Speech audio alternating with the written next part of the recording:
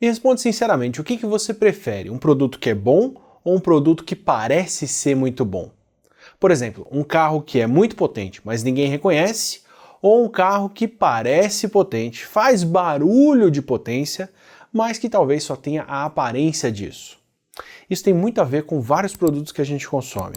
Por exemplo, eu levei muito tempo para ter fones com cancelamento de ruído que era bom o suficiente para conseguir ouvir audiolivros enquanto eu passo aspirador sem precisar usar um volume tão alto que me faz mal, que acaba com a audição.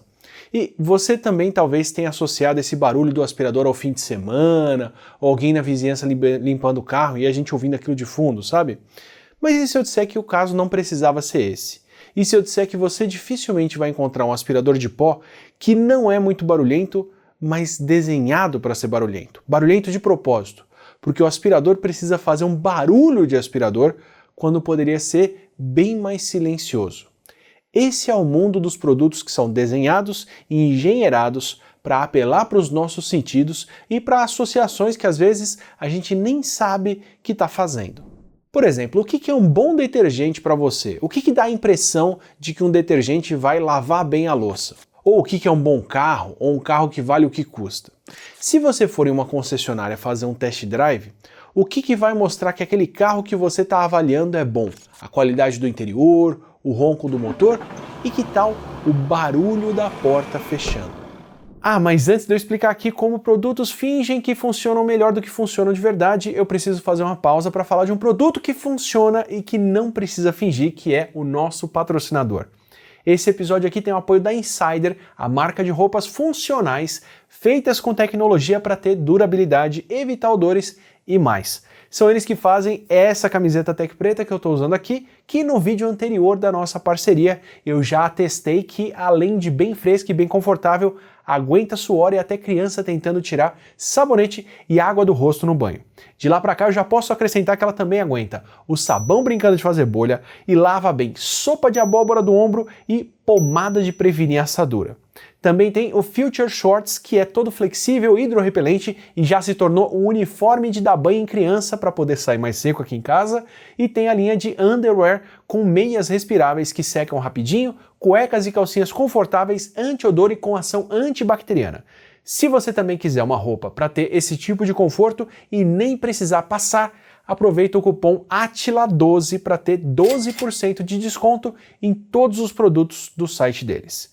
Agora bora pro vídeo. Consciente ou inconscientemente, a gente está o tempo todo criando associações entre o que os nossos sentidos percebem e o que a gente está pensando e interpretando sobre o mundo ao nosso redor e sobre produtos que nós consumimos. E muitas vezes algumas associações podem ser bem marcantes, mesmo se elas não forem reais ou necessárias ou válidas.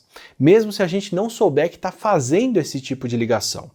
Só que quem quer contar com o nosso comportamento para se aproveitar disso, ou até para levar isso em consideração para o nosso conforto, para desenhar um produto, acaba usando essas associações.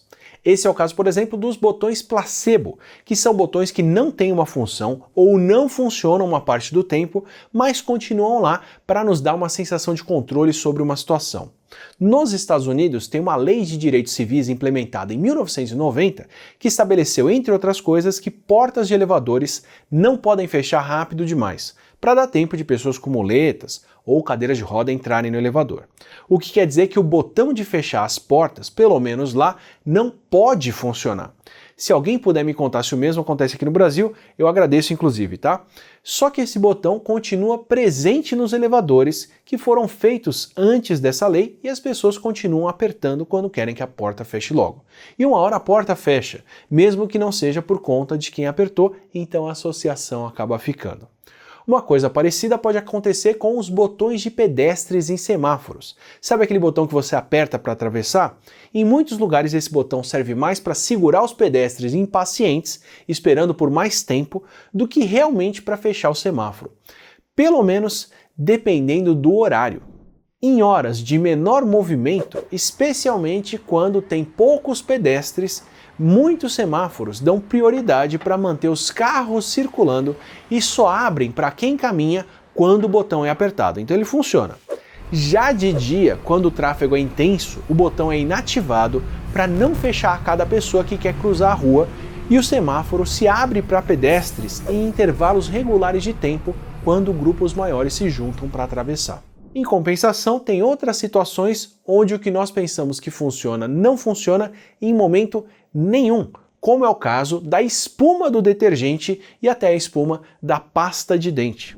As moléculas de sabões e detergentes realmente mudam a atração entre a água e a sujeira e aumentam as chances da superfície da água formar o filme que envolve o ar e forma as bolhas de espuma. Enquanto o que limpa é a capacidade das moléculas de sabão se ligarem na gordura e nas outras sujeiras e levarem elas embora.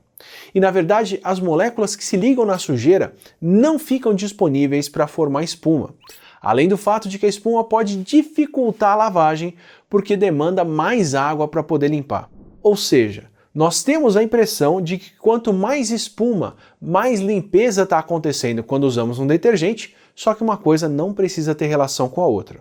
Só que como a gente tem essa preferência por detergentes que fazem mais espuma, pelo menos aqui no Brasil, a indústria aqui costuma incluir ingredientes que são feitos especificamente para fazer e manter mais espuma, que não necessariamente ajudam a limpar a sujeira, porque as pessoas sentem que esses produtos limpam mais. Essa linha de adições que são meio cosméticas, feitas para apelar para os nossos sentidos sem acrescentar funções, lembram algumas soluções como os velocímetros de carros, que medem velocidades de mais de 200 km por hora, mesmo quando a velocidade máxima permitida por aqui no Brasil é de 120, inclusive em carros que não tem como chegar nesse tipo de velocidade, mas que dão a impressão de serem muito mais possantes com essa exagerada. Por exemplo, o Punto T-Jet, que é um carro turbo, tem um velocímetro que vai até 270 km por hora, enquanto a própria fabricante divulga que a sua velocidade máxima é de 203 km por hora. Ou o Clio 1.0, que tinha um velocímetro com marcação para até 250 km por hora. E nessa mesma linha, só que por fora do carro tem aquele apelo do aerofólio em carros que nunca vão chegar na velocidade, onde esse tipo de acessório faz a diferença para agarrar no chão. Ou tem aquela moda que muitas marcas embarcaram com grades cada vez maiores e muito, mas muito mais espaço na frente do que o carro realmente precisa para resfriar o motor. Ou como os gatos e os cachorros levantando os pelos nas costas quando estão acuados, aparentando que são muito maiores e mais fortes do que realmente são. E adições cosméticas que estão lá mais para dar uma sensação de que o produto é bom do que para realmente fazer alguma coisa, não tão restritas à nossa visão. Não são poucos os produtos onde, por exemplo, a gente conta com o ronco de um motor para escolher.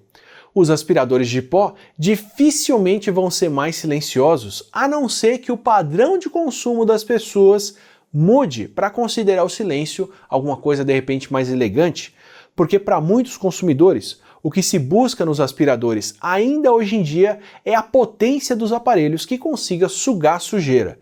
E como a gente mede a potência de um aparelho que muitas vezes não sabemos nem como funciona, pelo barulho que ele faz. O que acaba fazendo com que os fabricantes trabalhem para poder fazer aspiradores de pó que sejam mais barulhentos e que transmitam melhor essa sensação de potência, mesmo quando teriam condições de fazer um aparelho tão bom quanto e muito menos barulhento, o que melhora a qualidade percebida do produto sem realmente melhorar a qualidade com que eles são feitos e ainda inferniza a nossa vida sem a gente perceber. Fazendo o Hiperconectado sobre barulho de carros elétricos, nós começamos o programa descobrindo que os carros elétricos precisam de barulhos sintéticos feitos e desenvolvidos para rodar na cidade, porque eles são silenciosos demais para quem está acostumado a contar com o barulho do motor para ver se pode atravessar na rua, ou até para quem não enxerga. Daí a gente ouviu também do Leopoldo Oliveira que até o barulho das portas dos carros mais caros pelo menos, é desenhado para fazer uma coisa mais imponente, principalmente porque o abrir e fechar da porta é a primeira coisa que as pessoas fazem em uma loja de carros quando estão vendo um veículo ou quando vão fazer um test drive. E pior, a gente acabou descobrindo ao longo do programa, que eu recomendo inclusive como complementar a esse vídeo aqui, que esse design sônico de carros vai bem além. Os carros a combustão também podem ter caixas de som que são instaladas para fazer mais barulho. ou como no caso de alguns carros da Volkswagen, sistemas que produzem barulho e vibração dentro do carro para dar só para quem dirige a impressão de que o carro é mais potente a hora que você acelera. E é aqui que um detalhe cosmético dá a volta e pode ganhar uma nova função super interessante.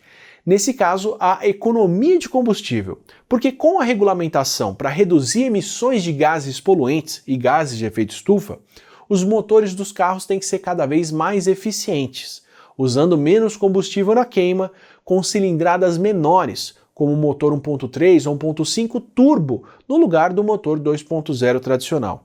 E aí motores com a mesma potência acabam se tornando mais silenciosos. E também tem a tecnologia de muitos motores que desligam, ou completamente, ou pelo menos parte dos cilindros, para poder funcionar em velocidades mais baixas, consumindo menos combustível, principalmente no ambiente urbano. Nesses dois casos, o que acontece é que o carro acaba ficando muito mais silencioso. Então ter uma tecnologia que aumenta artificialmente esse barulho para quem dirige pode evitar que as pessoas acelerem mais para continuar ouvindo o ronco do motor que elas estavam acostumadas. E aí isso acaba economizando combustível. Curioso como a gente acaba tendo que atender a percepção de qualidade das pessoas para elas aceitarem carros que são de melhor qualidade, só que são melhores também para o meio ambiente.